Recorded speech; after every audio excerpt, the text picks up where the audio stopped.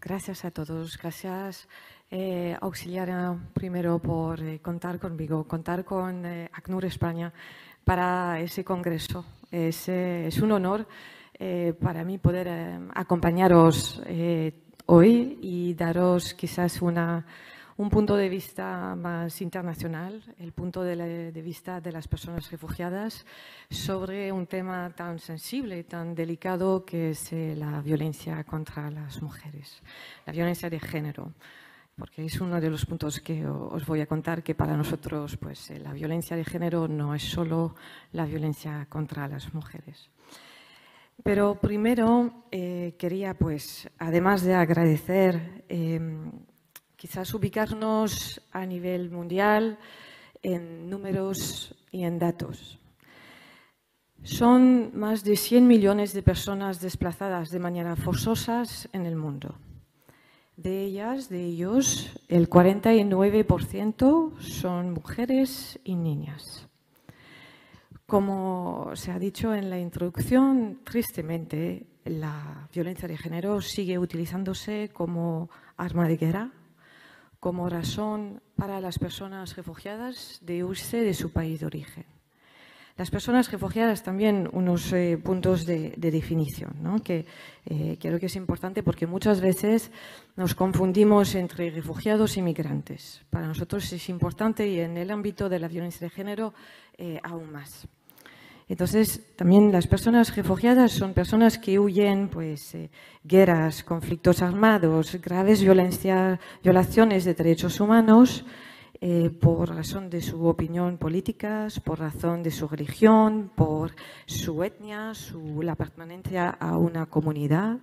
También son personas que huyen por ser mujer, por ser niños, niñas, por ser miembro del colectivo LGBTIQ+, por su género. Ahí justamente quiero comentar que la violencia de género para nosotros puede ocurrir a hombres, a niños, a personas del colectivo LGBTI. Es importante que lo determinamos porque para hombres, para niños, de todos los géneros que contamos hoy, la violencia de género sí que existe. Existe porque las relaciones entre géneros son complejas, son fruto de alegría, de felicidad, de crecimiento, pero también son resultados, consecuencias de mucha violencia. Y eso no tiene límites de género, tristemente. Para nosotros, a nivel internacional, sí que contamos con todos. Y os quiero dar un poco de datos de derechos humanos, datos tristes de lo que sí, para mujeres y niñas, lo que es la violencia de género. Una de cada 3 mujeres en el mundo está experimentando violencia física o sexual. 6% de las mujeres declaran haber sido objeto de violencia sexual por parte de alguien que no es su marido o pareja. Menos del 40% de las mujeres que experimentan violencia buscan algún tipo de ayuda. Cada de 10 víctimas de trata de seres humanos eran mujeres y cada de 2 niñas. El 92% de las víctimas de violencia de género a fin de explotación sexual son mujeres. 15 millones de niñas adolescentes entre 15 y 19 años han experimentado relaciones sexuales forzadas. Al menos 200 millones de mujeres y niñas entre 15 y 49 años han sido sometidas a mutilación genital forzosa. No son millones, son miles, perdón. Eso es un error. Mejor.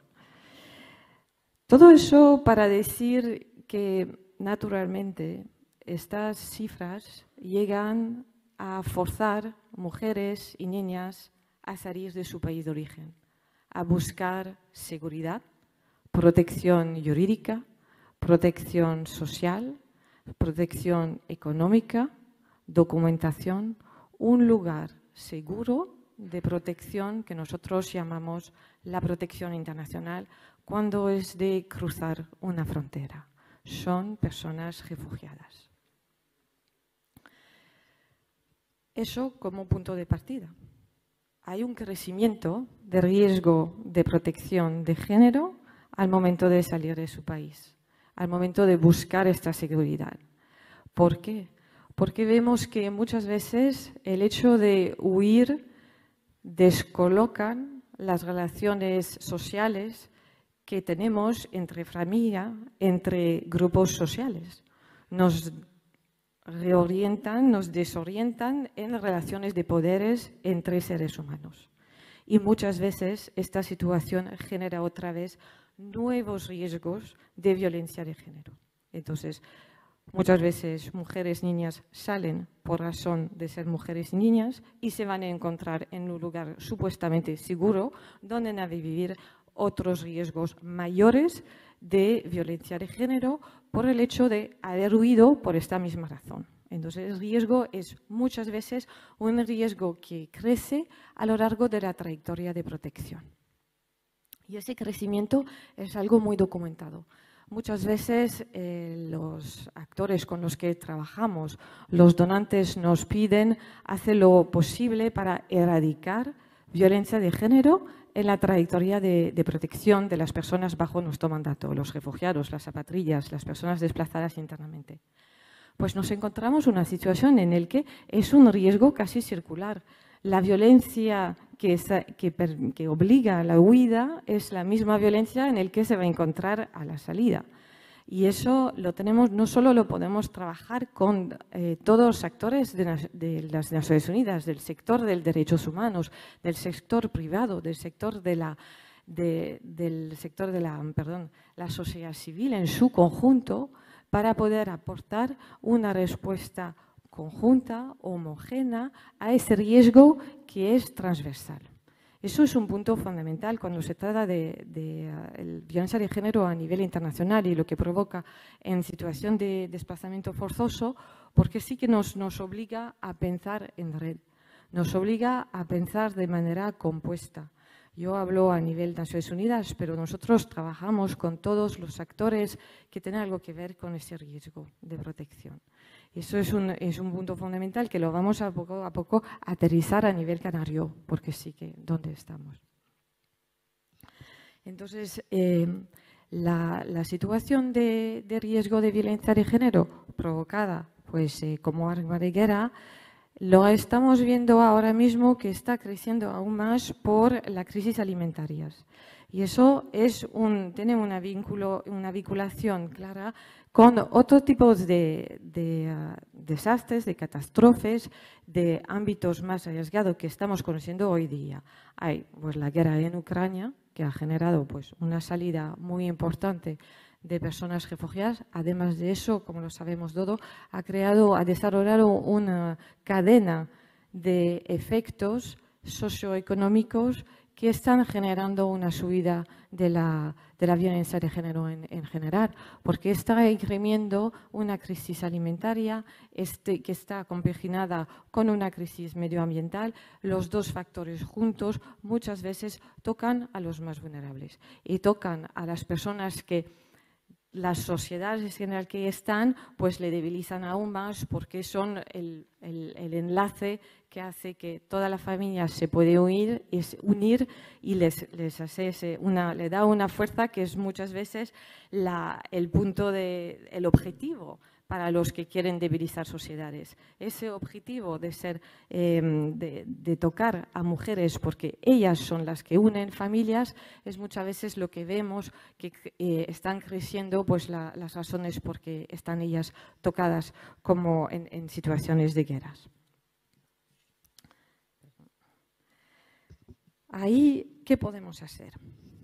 Es importante reconocer, primero, estas trayectorias de protección y ver que en el momento de llegada van a conocer muchas veces discriminaciones, dificultades en encontrar documentación, trabajo porque las situaciones en las que han vivido y que hoy día está creciendo por estas situaciones de crisis alimentaria y que habían crecido por la situación de COVID, se encuentran con las dificultades de acudir a los bienes de primera necesidades, al alojamiento, al trabajo, a la acogida digna que necesitan.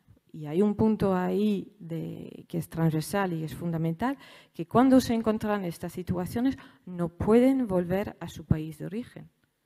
Porque eso es parte de la definición de las personas refugiadas y de sus derechos. Es que es el principio de non-refoulement. Una persona refugiada, por las razones porque ha huido de su país de origen, pues no puede volver a su país de origen al momento en el que está buscando la protección. Para que dejarle pues, tiempo a las situaciones que ha hecho que estas personas han tenido que huir, que la guerra pare, que la paz llegue, que la reconstrucción se haga y que la situación de derechos humanos se mejore para que personas refugiadas puedan volver de manera voluntaria, en seguridad y en dignidad a su país de origen. Entonces, el hecho que las personas refugiadas en un primer paso no pueden volver a su país de origen, hace que sí que tenemos que trabajar todos juntos en darle un ámbito favorable para que puedan tener esta acogida y esta reconstrucción personal al momento de tener la protección socio-jurídica. Eso es fundamental para que podamos justamente definir lo que tenemos que hacer. Desde el ACNUR trabajamos en un marco legal claro. El primero, pues nuestro mandato es basado en la Convención de 1951, que marca pues, la definición de quién es un refugiado.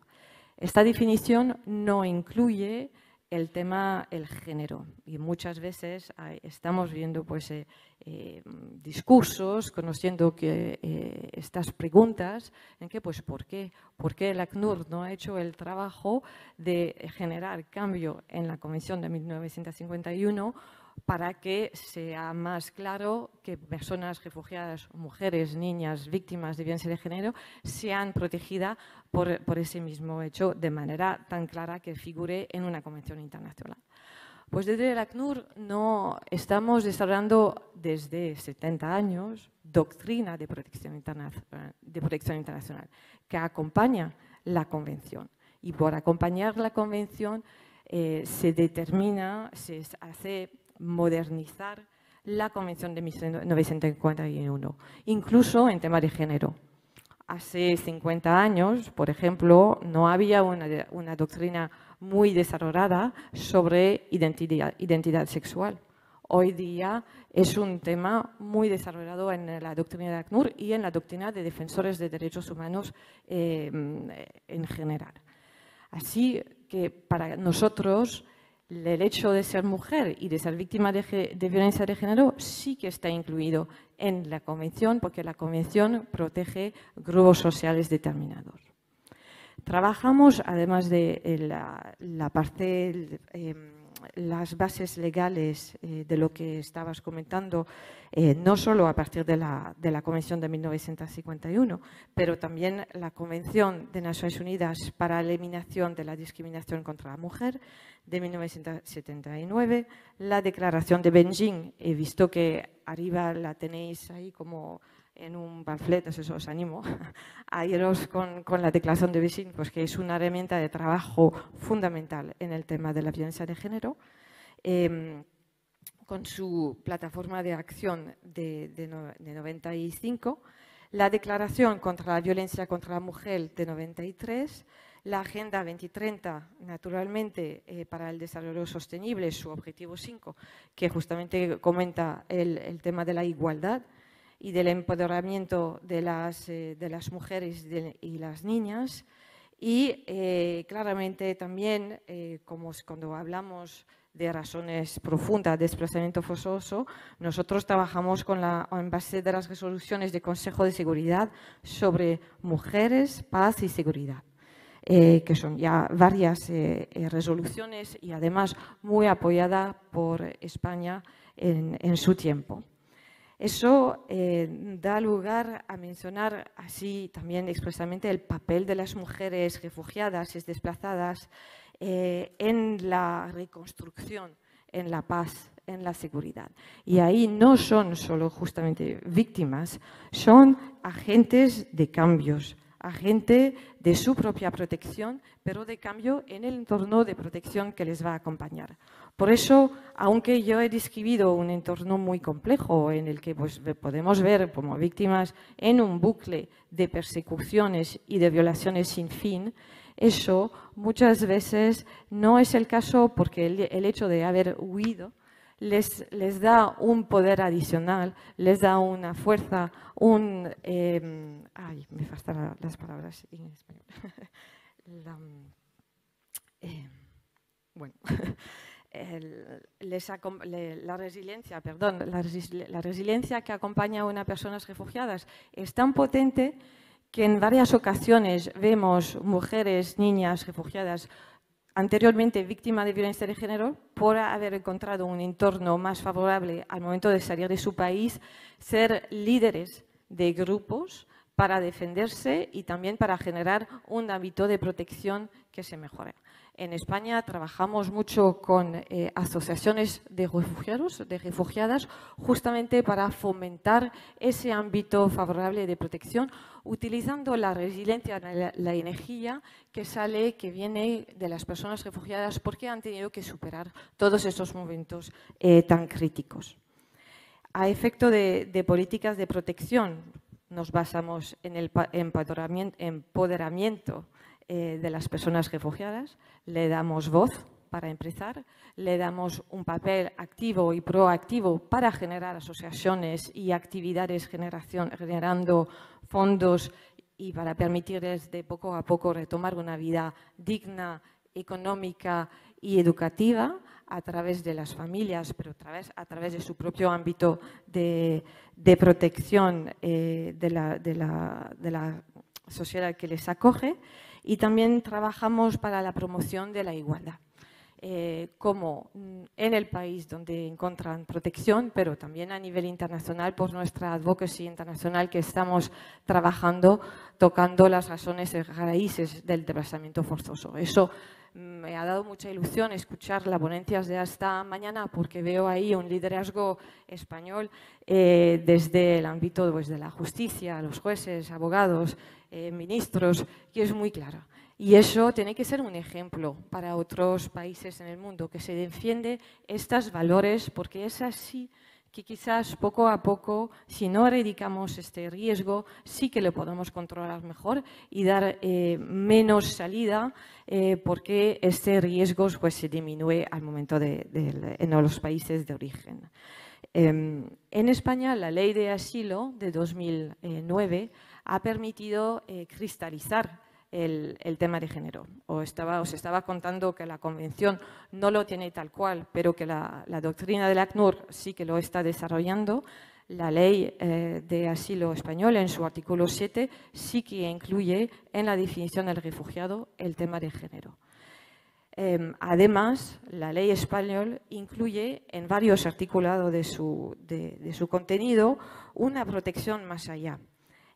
Por ejemplo, el artículo 46 por la tramitación diferenciada de solicitantes de asilo en situación de vulnerabilidad. Pero también el artículo 6 que incluye en definición de persecución los actos de violencia física o psíquica pues, que están bien ligados a la violencia de género y a la violencia sexual. Son avances que han permitido a España a contar como primera causa de asilo el tema de violencia de género. Eso es un avance que os puede parecer un poco raro que sea un avance. Porque solo destaca el problema. Pero destaca el problema primero porque las personas víctimas de género han podido mencionarlo, se sienten libres y seguras de mencionarlo, lo que sí que es un avance, que muchas veces esos riesgos son desconocidos por la presión social que sufren. El otro avance que vemos con esta cifra es que en el trabajo de la Oficina de Asilo y Refugio sí que están haciendo un análisis más avanzada en base de género para detectar estos riesgos de protección y relacionarle con la definición de refugiado, lo que permite pues, una mejor protección jurídica en España de refugiadas víctimas de género.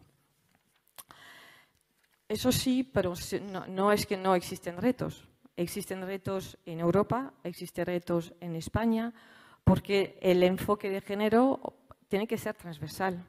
Tiene que ser transversal al momento de identificar las personas víctimas de género, identificar las personas víctimas de trata, que es otro riesgo de protección muchas veces vinculada con la violencia de género o con la explotación sexual. Darle una acogida digna, ajustada a su situación de sobreviviente de violencia de género. También darle la documentación y la educación en su propio nombre. En la introducción hablamos de mi trayectoria y yo trabajé en varios campos de refugiados, unos en África, otros en Asia. Y eso es lo que nosotros en campos de refugiados siempre intentamos hacer, es empoderar a la mujer, que sea víctima de violencia de género o no, para que la mujer pueda ser la que va a recibir lo de comer. Va a poder registrar sus niños en el colegio, en la pequeña escuela del campo de refugiado, que no es una cosa sencilla, no nos equivocamos, porque muchas veces las mujeres ni siquiera lo quieren, porque se sienten, ¿no? He huido de mi país, dentro de una familia, esta familia es lo que me define y entonces hay relaciones de poderes en esta familia y entonces yo como mujer no tengo el derecho a recoger la comida, aunque el ACNUR me lo va a dar. Porque eso es el trabajo del hombre al lado de mí. Eso es el trabajo de los hombres de la familia, no es el mío. Y nos lleva muchísimo trabajo en campos de refugiados, pero también en zonas urbanas, para que se sienten cómodas con el hecho que desde una organización internacional les queremos empoderar. Y eso lo vinculo también a la situación en España y también en Canarias, porque en toda la trayectoria de acompañamiento de las personas refugiadas, desde su primer país de tránsito hasta el país donde se van a sentir totalmente en seguridad, que no es siempre el primer país de asilo, que la dignidad no es una cosa transversal, no viene con asilo directamente. Muchas veces sí que hay un poco de asilo, pero la dignidad falta. Y las personas van a seguir su trayectoria para buscarla. Entonces, ese tema de empoderamiento, de darle pues, el poder de liderar su propia vida, que será al lado de su marido, de su hermano, de su tío o de su padre, eso sí está bien. Pero no podemos solo vincularlo con el líder de la familia legalmente. Eso es un tema que para nosotros es fundamental al momento de empoderarla. Y eso lo trabajamos pues, también en España. Sistema de acogida, identificación, dar soluciones, dar de trabajo. Y ahí termino haciendo un llamamiento a la acción. Porque estamos aquí en un entorno de mucha inteligencia, de mucha sabiduría, si eso es una palabra, de mucho poder. Y pienso que tenemos conjuntamente el deber, el poder de actuar y lo podemos hacer. Lo podemos hacer en dar de trabajo a mujeres refugiadas, de darle una mano, de incluirse en programas de mentoring, para que su acompañamiento en la sociedad de acogida sea más real, sea más humana, de identificar, cuando se identifique una persona víctima de trata, pues anunciarla, denunciarla o luchar contra redes de trata que conocemos o con los que podemos identificar en nuestro entorno. Tenemos todos un deber de actuar para que las mujeres refugiadas, víctimas de violencia de género anteriormente, posteriormente o actualmente, tenga una solución, digna para mejorar su situación. Os agradezco a todos muchísimo la atención. Perdóname que el idioma no lo domino totalmente y a disposición. Gracias.